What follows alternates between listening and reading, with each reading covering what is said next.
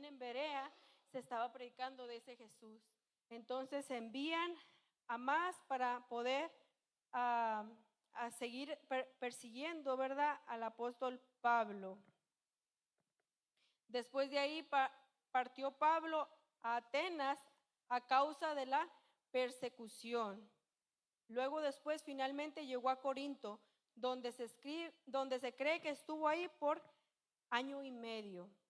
Pero antes de salir de Berea, Pablo ahí se despide de Timoteo y de Silvano, de Silas, que también se le conoce como Silvano. Ellos habían estado juntamente con él en todo este tiempo y ahí solamente Pablo va a Atenas y finalmente cuando llega a Corinto, finalmente se reúne con ellos. Y entonces Timoteo le trae buenas noticias al apóstol Pablo de la fe de estos tesalonicenses que habían guardado su fe. Y eso lo podemos ver, aunque solamente tomé un versículo, ¿verdad? Yo voy a estar tomando como referencia los primeros 3 capítulos de Primera de Tesalonicenses. Y de ahí Pablo, después de que llegó a Corinto, que se juntó con Timoteo y con Silas, de ahí escribe estas 2 cartas, ¿verdad? La primera y segunda de Tesalonicenses. Conociendo todo este trasfondo histórico, podemos entender un poco más a lo que se refería esta carta. Tales datos como a quién iba dirigida, quién la escribió y cuál era su fin y su propósito. La carta fue escrita para animar a esta joven iglesia que se enfrentaba con una intensa persecución debido a su fe. Con todo esto podemos ver en qué situación se encontraba esta iglesia. Era una iglesia joven que el apóstol Pablo duró escasos semanas predicándole a causa de esos hombres que se levantaron en contra, esos hombres llenos de celo que se levantaron en contra de ellos.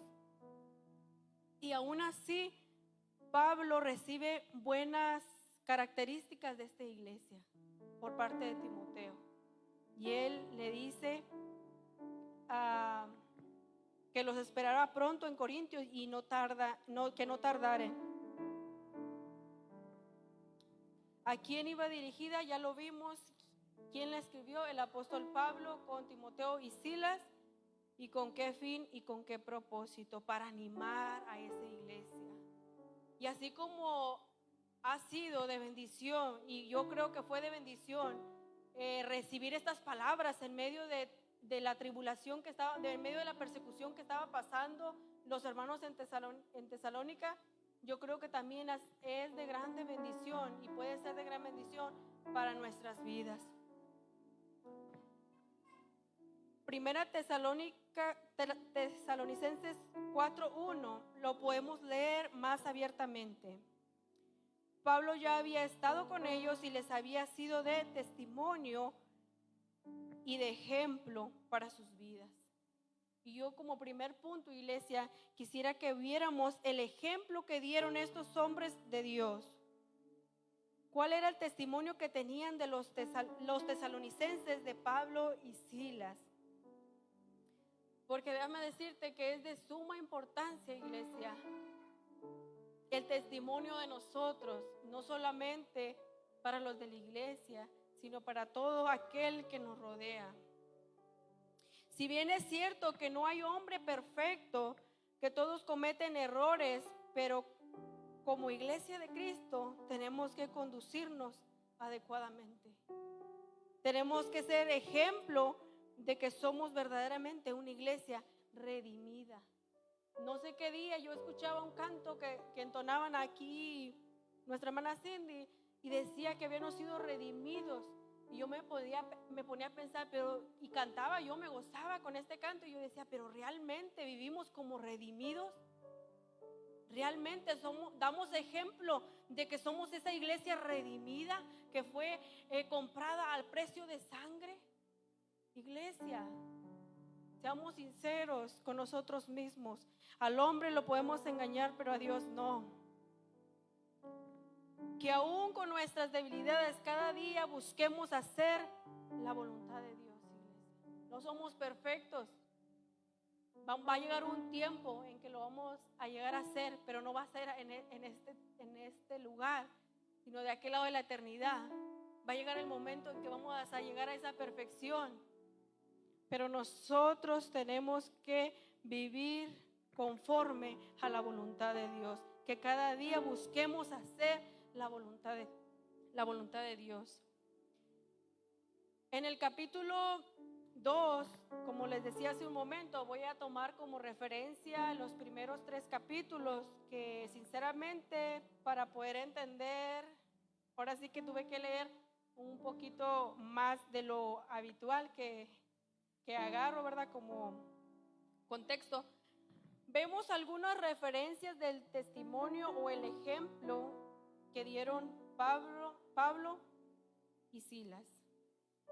En el capítulo 2, como lo decía hace un momento, no lo voy a leer todo, lo voy a abreviar y al final voy a leer solamente 3 versículos.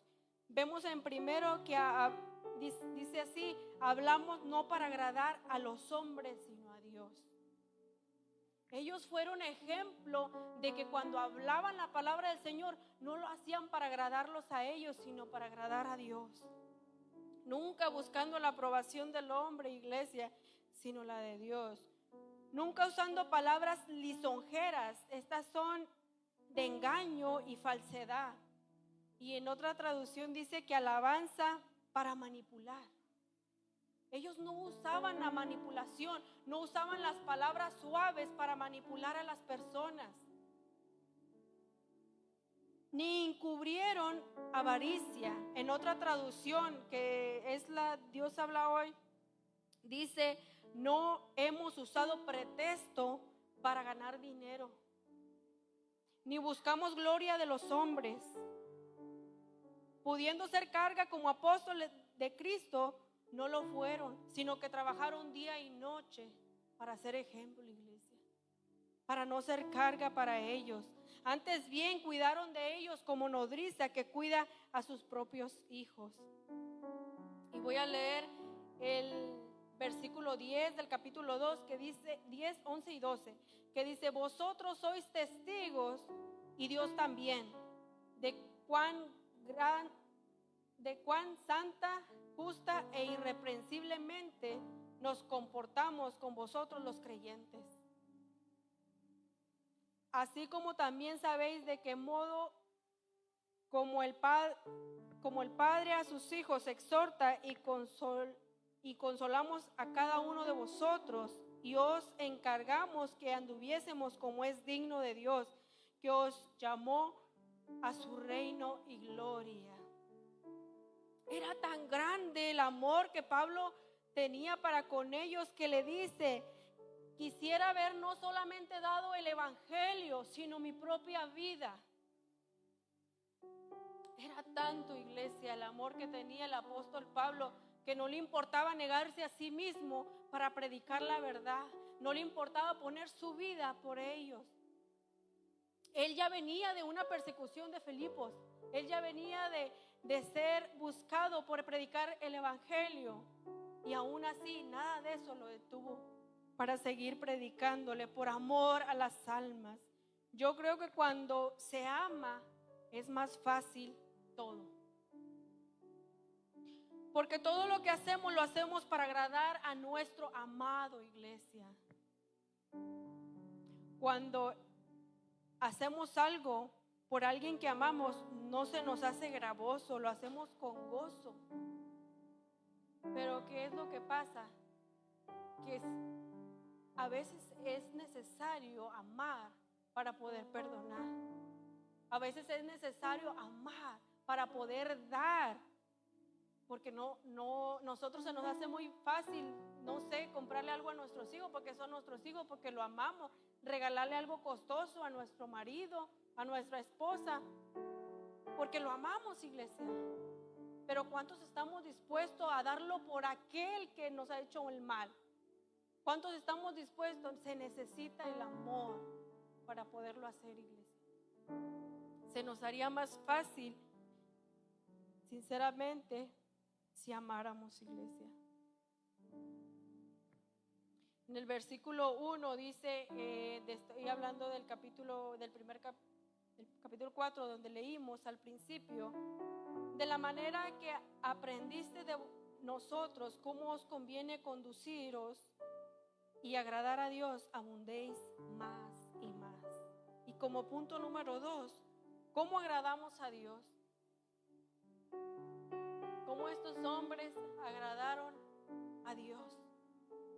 ¿Cómo fueron ejemplo para estos hermanos, para esta nueva iglesia, haciendo su voluntad, iglesia? Porque la voluntad de Dios es buena, justa, agradable y perfecta. Dios nos ama tanto que tiene una voluntad y un plan para nuestras vidas. Fuimos creados con un plan y un propósito, y este es que hagamos la voluntad de Dios. Fuimos creados con ese propósito de hacer la voluntad de Dios. Pero ¿cuál es la voluntad de Dios? Es el plan soberano, inmutable para la creación, el cual busca la salvación de la humanidad, que todos lleguen al conocimiento de la verdad y que las personas vivan en santidad, obediencia y haciendo el bien, guiados por el Espíritu Santo a través de la palabra de Dios. Esa es la voluntad de Dios, iglesia. Jesús nos da un claro ejemplo de que Él vino a hacer la voluntad de Dios. Sinceramente, a ver este claro ejemplo, pudiéramos decir, pues es que era Jesús, pero aún Él no se limitó, Él siendo igual a Dios, no se limitó a hacer la voluntad de Dios. Yo te voy a invitar a que vayas juntamente conmigo a San Juan 6, 38 al 40.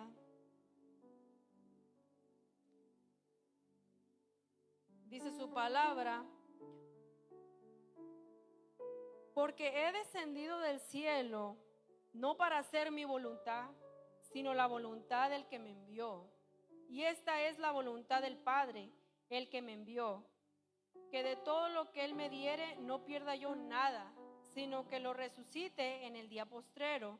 Y esta es la voluntad del que me ha enviado, que todo aquel que ve al Hijo y cree en Él tenga vida eterna, y yo le resucite en el día postrero. Él vino a hacer la voluntad de Dios. Él vino a rescatar lo que se había perdido. Él vino a traer salvación a la humanidad. Y a Jesús nada lo detuvo para hacer su voluntad. Cuando estaba en el Getsemaní, Él le dijo: Señor, si fuese posible, pasa de mí esta copa.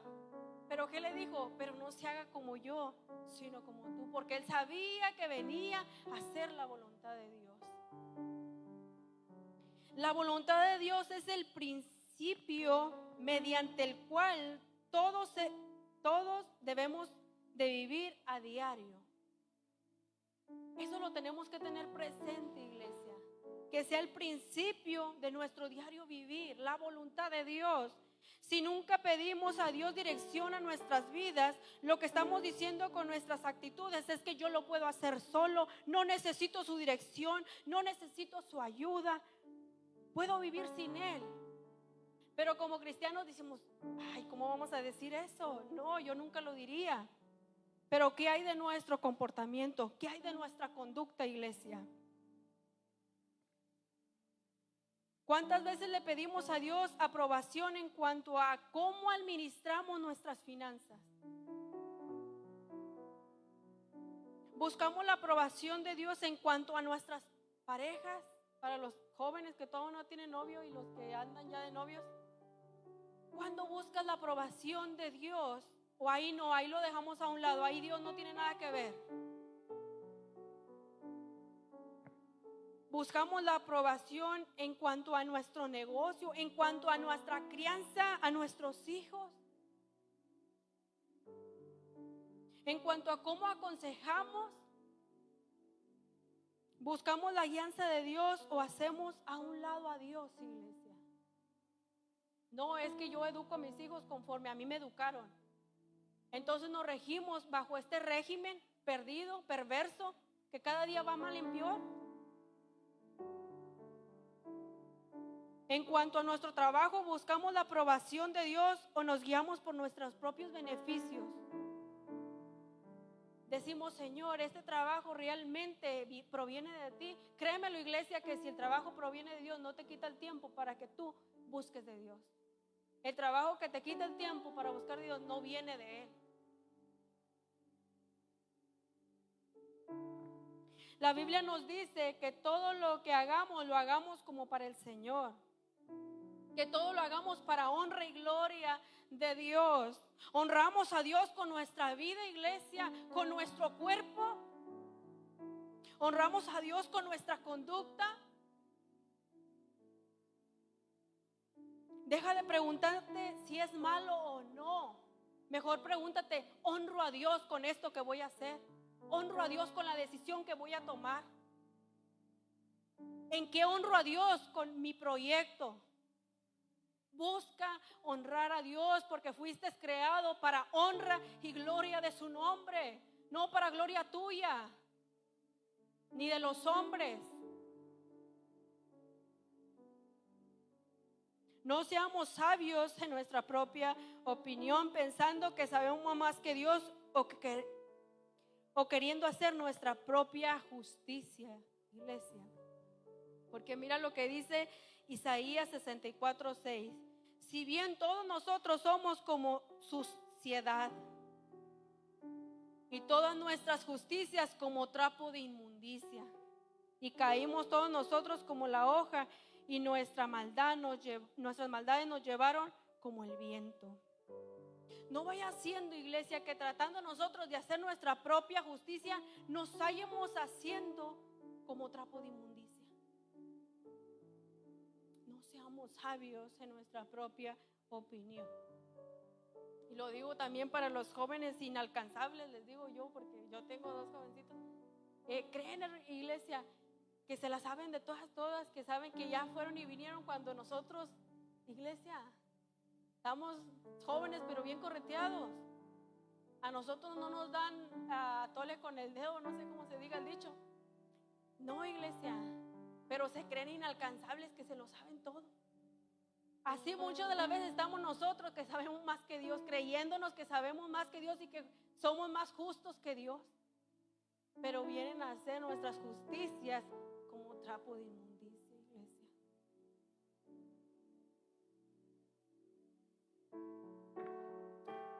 Primera de Tesalonicenses 4:7, y ya casi voy a finalizar. No sé ni a qué horas empecé, pero más o menos a esa hora acabo. Así que, gloria a Dios. Primera de Tesalonicenses 4:7. Y vete con esta palabra, iglesia, y grábatela en tu mente, y espero en Dios que la tengas presente día con día. Dice, pues no nos ha llamado Dios a inmundicia, sino a santificación. A eso nos ha llamado Dios, a ser santos, separados para la honra y gloria de Dios. No a parecernos cada día más al mundo, sino ser santos. Hay 3 tipos de santidad. La santidad posicional, esta es la que recibe el creyente a través de la fe en Cristo Jesús. Que nosotros venimos a ser santos a través de la fe en Cristo Jesús. Venimos a ser más santos que los santos que hay en la iglesia tradicional. Por eso nosotros nos lo dicen los santos, no los santos de los últimos tiempos. Pero somos santos a través de la fe. La segunda, la santidad progresiva. Esta es la que a lo largo de la vida cristiana, mediante el Espíritu Santo, que el Espíritu Santo nos va transformando día con día. No perseveramos en el pecado, sino que día a día somos guiados por el Espíritu Santo y somos transformados. Y la tercera, la santidad perfecta.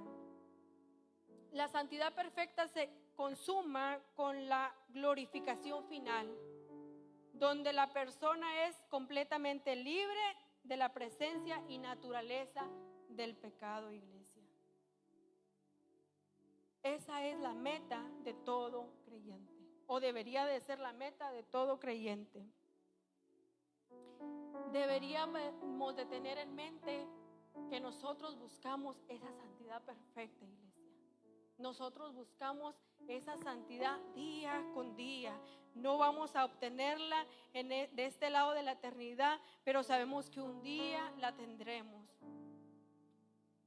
Por último, Pablo dice, ¿verdad? En el versículo, en el primer versículo que leímos, de la manera que aprendiste de nosotros, cómo nos conviene conducirnos y agradar a Dios, abundéis cada día más y más.